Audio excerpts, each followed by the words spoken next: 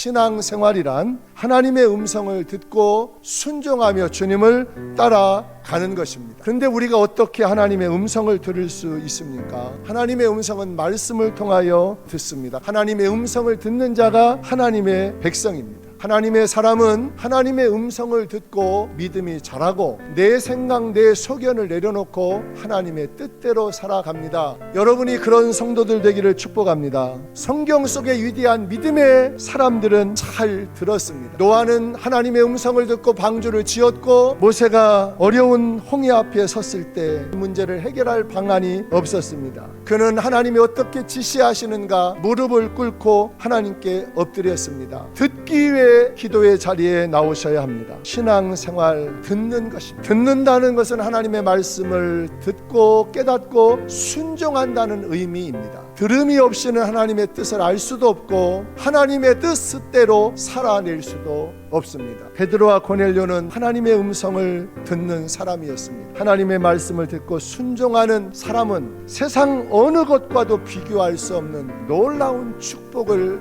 누리는 사람입니다. 우리의 신앙생활에서 하나님의 음성을 듣는 법을 배우는 게 중요합니다. 참된 신앙생활은 얼마나 하나님의 음성을 듣고 있는가, 그 말씀에 순종했는가, 이것이 중요합니다. 나는 지금 내 삶 속에 하나님의 음성을 듣고 있는가? 하나님께 질문하고 하나님의 음성을 듣고 살아가는 여러분 되기를 축복합니다. 하나님의 음성을 듣는 사람은 왕같은 제사장이 됩니다. 하나님의 음성을 듣고 주의 길 가는 여러분 되기를 축복합니다.